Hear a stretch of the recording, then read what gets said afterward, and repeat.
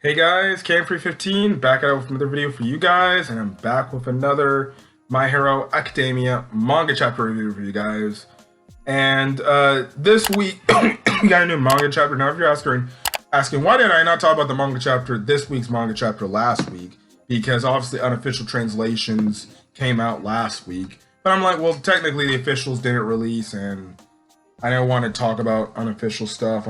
I typically wait till the officials come out for my manga chapter reviews and things like that. So I just want to get the thoughts. But I did read the unofficials, and man, rereading this chapter, man, absolutely crazy what we got in this revelation of the fact that oh great, Dabi has ice powers now. And it seems like, well, Joey, it only took like him getting to the damn the brink of death for those powers to activate.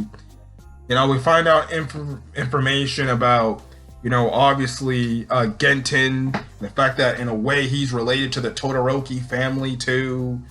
Absolutely crazy, man. So let's get into it. This is My Hero Academia chapter 387 titled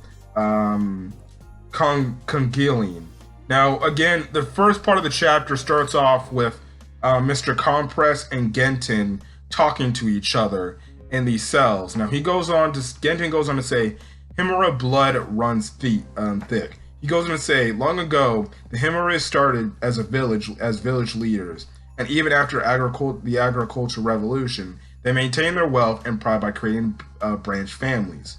But the advent of the exceptional only hastened their downfall. They didn't want to dilute their blood, you see. So pretty much the thing is, his family line was like so rich, and they had like this blood that they did not want to mix with others, or quote unquote, I guess you can say, with Bleach, for example. It's like the Quincy's. If you watched the first part of Bleach 1000-Year Blood Work, you know, you saw the backstory with Ichigo's mom, and the fact that, you know, Quincy's, they don't want to dilute their blood with anything else. They want to keep themselves pure-blooded Quincy's and things like that. Otherwise, they see other Quincy's with other blood as like pretty much like, in a way, kind of like trash, because it's like, well, you diluted your blood, you tainted your blood, your own kind.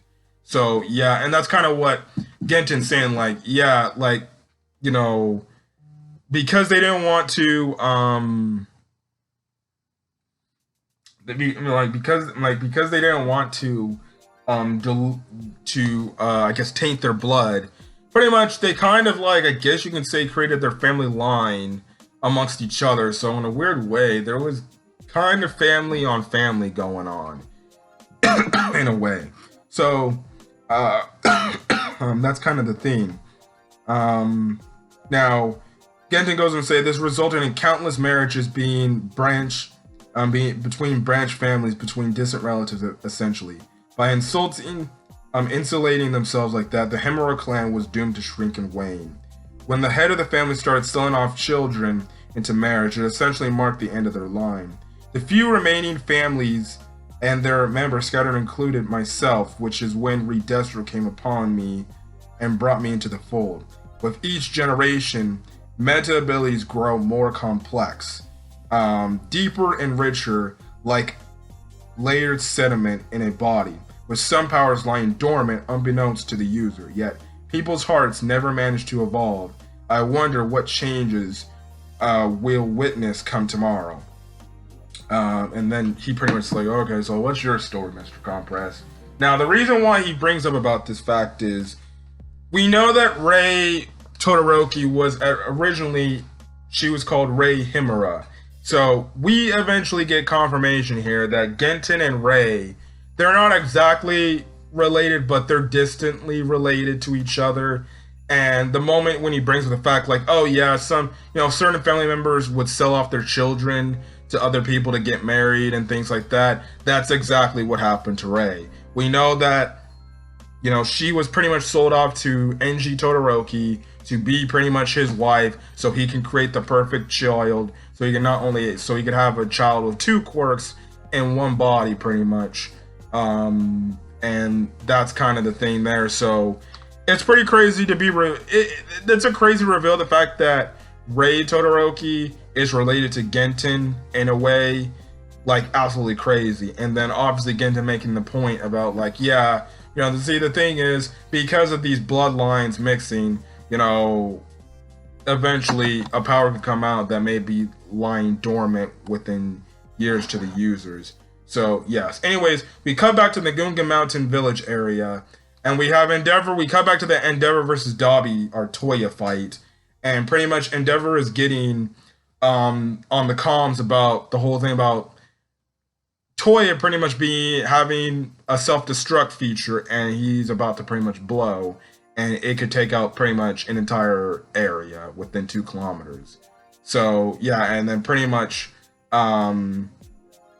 it puts practically everybody in danger. The evacuation block that's in danger, and also Pixie Bob's group who's fighting the Toga doubles and things like that. So yeah, and pretty much, you know, we know that Endeavor, he's pretty much like beaten down, and he's just like, the fact that this guy's still fighting, I have no idea, but we know that he has like no arm. He says like his leg, he can barely like stand because All For One messed his leg up and everything, and he doesn't know if he can keep luring Toya away. Now, at this point, Toya looks like a damn near fucking zombie. He just looks like a monster zombie that's just too far gone, and he's just crazy at this point. He's just crazy, which, funny enough, I was watching the My Hero Academia English dub for season 6, and I got to the episode in the dub where Dabi's dance happened, and even to the end of the war arc, you know, the voice actor for Dabi / Toya, he really did make him sound a lot insane. So it's gonna be very interesting to see here how he sounds like with pretty much what we're seeing animated here, which won't be for a while, but man, I can only imagine how Studio Bones is gonna animate this like zombie looking Dabi just pretty much looking far gone. But Dabi looks like he's far gone. It's not crazy. Like, he's literally screaming like, "Dad, watch me," and things like that. So, you know, obviously this isn't like this is the point where Toya is way far gone, and he isn't even just like thinking straight. Like, he is just a freak. He's a maniac. He is just purely insane. He's just running on just pure hatred of his father, not paying attention to him. And the thing is, Endeavor, he's still in this phase where he's holding himself back, and he just can't bring himself to hurt Toya. And all he does is he just sees, when he looks at Dabi, he just sees his son he raised when he was a kid and everything. You have it where Dabi fires this fire fist, this gigantic fire fist of flames and everything. This hits Endeavor and everything, and all of a sudden, Dabi then grabs into an Endeavor, and then Endeavor is pretty much pleading with Dabi to put out the flames and everything. But again, like I said, Dabi / Toya, he's too far gone. All he's saying is, "Watch me, father! Watch me, dad! Watch me!" And then, you know, his corpse is entirely like burned up. Like, you can't even see this guy's skin. Like, in the manga panel, like, his skin is breaking away because he's heating up, burning. If anything, like, his hair is still there, but it's like you could see like his hair probably also disintegrating. Like, you look at the manga panel, he doesn't even look like a human anymore. He just looks like a straight burned corpse that just looks like a burned zombie. Like, you don't even see his eyeballs at this point anymore, you know. And it's like, dude, you're just looking at a monster. Like, you're not even looking at your son, you're looking at a monster and everything. Now, Endeavor, he's pretty much pleading to Toya, saying like, I don't want to watch you die. And then all of a sudden, you know, Dabi just starts screaming out for some reason, Natsu, let's play.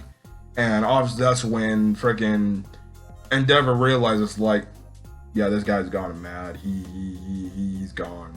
You know, shit. To be honest, his brain is probably fried with the intense flame he's emitting from his body. So that's kind of thing. And, you know, even Endeavor, he's like, this fire is hot enough to burn even me. So how is it possible that he can still hold himself together? You know, and then all of a sudden Endeavor looks down and he sees at his chest where like Shoto did his phosphorus ability, and he sees ice. And this shocks Endeavor. And pretty much Endeavor remembers, the thing is that visceral sense of danger when facing death. Sometimes a near-death experience can trigger a Quirk to awaken. On the other hand, people can also summon absurd power in a crisis when it's do or die that's different than a Quirk awakening. That power only manifests as the Reaper draws near. So pretty much, Dabi has an ice Quirk now. Or the Quirk he obviously got from his mom's, raised ice Quirk. Now that Dabi is pretty much on the brink of death, is now activating and it's coming forth. So, in a way, Endeavor did all this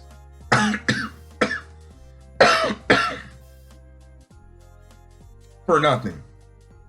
Everything that Endeavor did, all the stupid abuse and the pain and the suffering he forced his family to go through, was all for nothing. When pretty much Toya had to be put in almost a damn near, honest to God, life or death situation, or a near death situation, and then that's what it takes for his ice Quirk to finally activate. So all in all, Toya was the perfect kid for Endeavor. He was the child that Endeavor wanted. The one with not only the hot, his fire Quirk, the ice Quirk. Now, this is going to lead to definitely, I feel like this chapter is definitely going to lead to a lot of fan theories and a lot of speculation of, okay, well, if Toya stayed good and Endeavor just focused on Toya alone, would Toya have unlocked his ice Quirk eventually? There's going to be I would not be shocked if there's going to be a lot of predictions, especially after the series is over, when people look back at this point and they're going to be like, well, if Toya activated his ice Quirk here, there would have to be a situation where if he was good and he never went and joined the League of Villains and turned evil, and Endeavor really did truly continue to train Toya and not look at like his other kids hoping that he would get the perfect child, that's kind of the thing there. Maybe he would have developed his ice Quirk in maybe a battle where he needed. Maybe he would be overheating himself too much, and then all of a sudden, boom, the ice Quirk pops out, and he's like, wait, what the hell? But it's absolutely crazy to get this revelation, because it's like, well, then damn, everything Endeavor did this entire story, he did for nothing. And again, obviously you shouldn't say, like, okay, he created the other three, Fuyumi, Natsu, and Shoto, for no damn reason, but because they're still his kids and everything. But, maybe he could have still had them, but at the same time, he maybe wouldn't be as power hungry as he was back then, and so desperate to create this perfect child if he knew it would only take a matter of time. Because we know this whole thing, all the Endeavor kids, they had the red hair, but at some point their hair ended up growing silver because of their mom's Quirk. So, and this honestly makes the thing is, well then damn, does that mean that the other siblings, Natsu and Fuyumi, does that mean they would have the ability to get both their mom and their father's ability? Because we know that Fuyumi has her mom's ice Quirk. So does that mean at some point, if she was in training to be a hero, at some point she would be able to, her fire Quirk from her dad would end up activating, which would then give her half cold, half hot Quirk? I feel like with this family line, it seems like it's a dormant thing, unless, like, obviously out of the case for Shoto. But we see the first three siblings, it might be a dormant thing that it needs to take an immense, use of their Quirk, as well as being put in a life or death situation for the other side of the Quirk to activate, for them to use the said other side. So that's the crazy part in all of this. That's what it kind of shows me the most, like, well, then that just means the entire family line, the Fuyumi, Natsu, Shoto, and Dabi / Toya, they all have half cold, half hot. It's just the thing is, for Dabi Fuyumi and Natsu, they have to be put in maybe a certain situation for it to activate, for the other half to activate. And then they've been able to use the other thing. Now, we don't know if Dabi is able to use this free at will, but it seems like he's just using this absolutely crazy. So, yeah, that's kind of the thing there. Yeah. Now, Endeavor goes on to say, I take full responsibility. I swore to bear that burden and live my life atoning for it. However, you've been watching me all this time. While I couldn't be there to watch you, you were someone I especially needed to do right by. But pretty much, Endeavor's making this huge sacrifice by saying, it's always the same dream, my whole family, there, but not me. No, I can't let you meet your end alone, but I won't let anyone else get caught in the tragedy. So he grabs and holds on to Dabi, and he looks like he's about to fire up and fly as high as he can before the explosion goes off, so then he can freaking get Dabi away. And it looks like we're gonna get the sacrifice of Endeavor, but all of a sudden, the thing is, the chapter ends off with this huge ice wave coming out of nowhere, and we see Rei right then and there, and she's unleashing her quirk, pretty much trying to cool off Dabi and Endeavor. This shocks Endeavor, which, mind you, his face looks all burnt up to the point it looks like you might be able to see his muscle.